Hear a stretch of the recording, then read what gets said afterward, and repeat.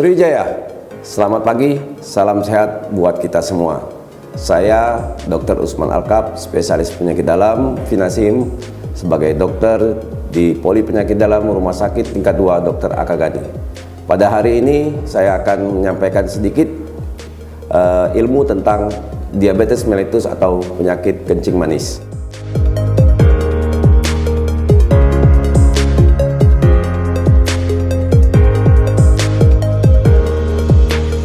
Kencing manis atau diabetes mellitus merupakan suatu kelainan karena akibat ketidakmampuan tubuh untuk mengolah atau mengubah karbohidrat atau glukosa, atau juga karena ketidakmampuan pankreas menghasilkan insulin yang cukup, sehingga terjadi gangguan mengakibatkan meningkatnya kadar glukosa di dalam tubuh kita. Faktor resiko diabetes mellitus ada dua. Pertama, faktor yang tidak bisa kita kendalikan. Yang kedua adalah faktor resiko yang bisa kita kendalikan. Untuk faktor resiko yang tidak bisa kita kendalikan, yaitu yang pertama, riwayat dalam keluarga menderita diabetes mellitus. Yang kedua, umur di atas 45 tahun. Kemudian yang ketiga ada riwayat menderita diabetes mellitus saat hamil. Yang keempat adalah riwayat menderita penyakit kardiovaskuler. Ini adalah beberapa resiko yang tidak bisa kita kendalikan. Nah, kemudian faktor risiko yang bisa kita kendalikan ada 5. Yang pertama itu adalah kegemukan.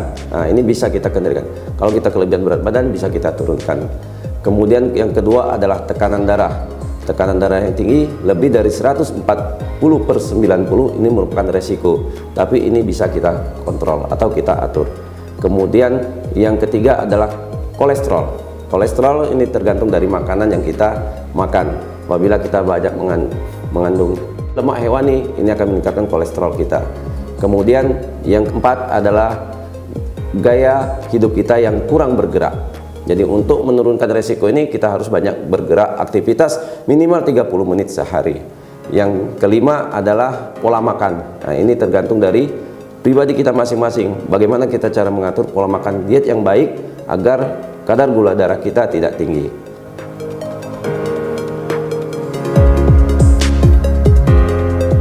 Gejala diabetes mellitus terdiri dari 3. Yang paling sering yaitu polidipsi, poliuri, dan polipagi.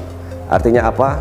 Pasien biasanya sering kencing malam hari, kemudian banyak minum, banyak makan. Ini gejala yang kita sebut dengan trias DM atau 3 gejala utama daripada diabetes mellitus. Kemudian didukung juga hasil dari laboratorium, di mana hasil gula darah sewaktu itu didapatkan lebih dari 200 mg per desiliter, dan gula darah puasa itu lebih dari 126 mg per desiliter. Selain itu, pasien-pasien diabetes mellitus juga timbul gejala-gejala lainnya, seperti berat badan turun tanpa ada penyakit yang menyertai, atau berat badan menurun tidak jelas sebabnya. Kemudian pasien sering merasa lelah, sering merasa mengantuk, sering kesemutan atau gatal-gatal di bagian tubuh, dan juga terdapat luka yang lama sembuh. Nah, ini merupakan gejala-gejala sering yang muncul pada pasien-pasien diabetes mellitus. Untuk itu segera diperiksakan apakah gejala ini muncul pada diri kita. Nah, kalau ada timbul gejala seperti ini, silakan dibawa ke fasilitas kesehatan yang ada untuk diperiksakan. Saya periksa dulu ya.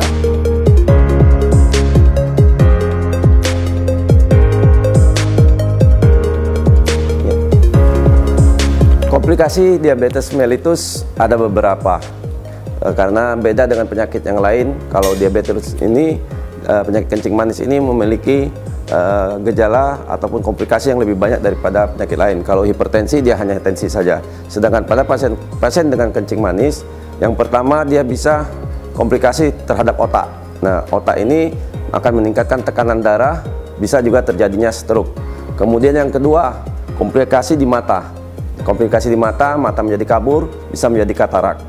Kemudian yang ketiga, dia bisa juga timbul komplikasi di gigi, di mana gigi akan lebih mudah keropos dan mudah lebih lepas. Kemudian selanjutnya bisa juga mengenai jantung.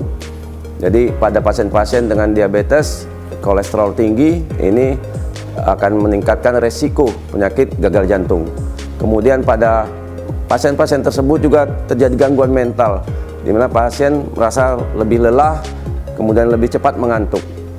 Kemudian selanjutnya komplikasi yang bisa timbul pada pasien-pasien diabetes mellitus itu terjadi pada ginjal, yang namanya kita sebut nefropati diabetikum. Jadi gangguan pada ginjal akibat diabetes atau gula darah yang tinggi.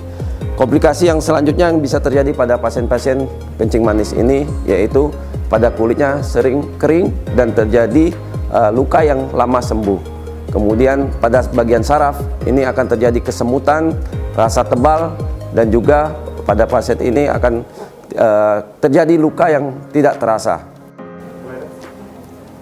Untuk mencegah kencing manis ini, yang pertama kali yang harus kita lakukan adalah cek kesehatan kita di fasilitas kesehatan agar kita mengetahui kondisi tubuh kita. Kemudian yang kedua, bagaimana menjaga pola makan kita. Kita konsul ke dokter ahli gizi yang ada di rumah sakit untuk mengatur pola makan. Kemudian yang ketiga yang harus kita lakukan untuk menurunkan berat badan pada pasien-pasien kencing manis dengan kegemukan, lakukan aktivitas berolahraga paling tidak 30 menit setiap harinya. Kemudian yang keempat, untuk pasien-pasien kencing manis yang sudah mendapat terapi seperti biasa, insulin, metformin, glibenclamid ataupun glimepiride, ini diharuskan untuk minum obatnya secara teratur agar kadar gula darahnya tetap teratur, terkontrol baik dengan obat-obatan tersebut. Kemudian yang berikutnya, yang kelima, kita harus sering-sering cek gula darah kita. Berapa kadar gula darah untuk mengetahui apakah tinggi ataukah tidak. Kemudian yang keenam, ini sering-sering periksa kaki, karena pasien-pasien kencing manis ini lupa pada saat dia pemeriksaan kakinya timbul luka, lukanya tidak sembuh sehingga menjadi gangren atau ulkus. Yang ini mengakibatkan pasien kalau sudah membusuk kakinya itu harus dilakukan amputasi. Nah, kemudian yang terakhir yaitu kita lakukan cek secara terus-menerus untuk mengetahui bahwa kadar gula darah kita ini sudah terkontrol dengan baik. Ini yang harus kita lakukan untuk mencegah kita terkena pada penyakit kencing manis ini. Mari kita cegah penyakit diabetes mellitus sejak dini. Stay healthy, stay awesome, salam sehat.